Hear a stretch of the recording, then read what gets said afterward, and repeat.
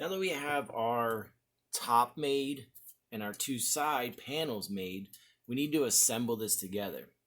So we can actually do this while the top is drying. We can use a piece of wax paper underneath it. So anytime we have glue, you want to make sure you have cardboard and wax underneath it so that it makes it a little bit easier for us to clean up later. So what we want to do is, if we're looking at this, you can see the nice square side here is the top. The side that's going down at an angle here is the bottom. Okay, so we want to make sure we're actually going to both of these we're going to flip and we're going to put them upside down. So it's a little hard to see, but this is going up at an angle here. All right, so we're building this upside down at the moment. Be careful that you don't put one upside down and then have the other one right side up. It's not going to work out. So make sure they look the same. Okay. So what we want to do is we'll take a little bit of glue, and again, we just put a little dab on the page. We don't need much. Keep in mind, sometimes this runs out relatively quickly. And what I like to do is you can actually take and you can dip it in a little bit, and then I can, actually a lot of times I just use my finger, but I can wipe the glue down the edge here.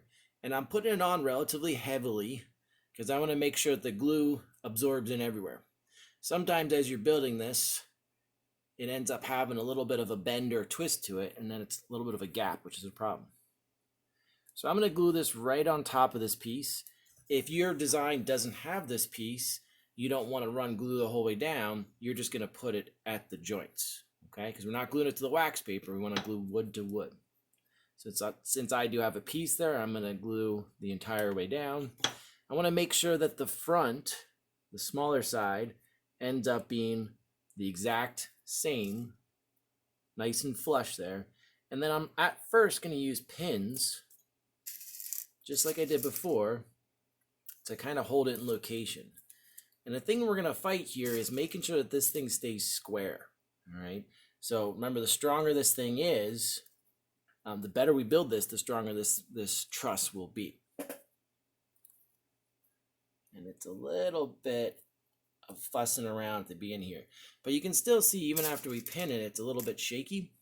So what we do is we use a piece of scrap wood and a piece of masking tape to help hold it in location.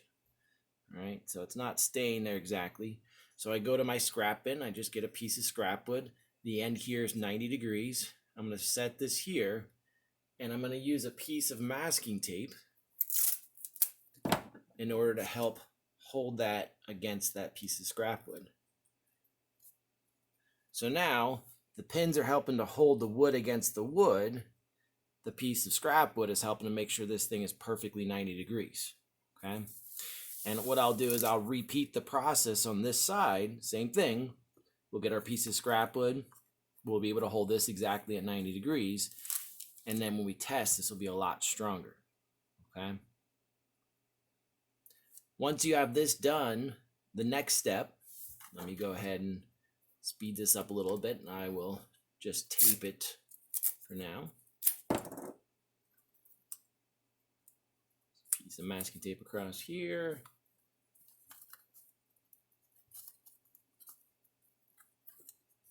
Okay. So if I have that pinned down and glued down, the next step is going to be adding in our bottom. So notice we didn't draw an actual pattern for the bottom, and that's because we found over the years it's actually easier just to wait until we're at this stage and then add the pieces in. Okay. So what I do is I make sure wherever there's a joint where these members are going up here, I want to glue across that joint. And I just dip the ends in and I sit it right on top here. So I put one at every single joint, except for, remember, at 9 inches, we have to have that space. So at 9 inches, we have to be able to test. So don't put anything at 9. 8.5, 9.5 is acceptable.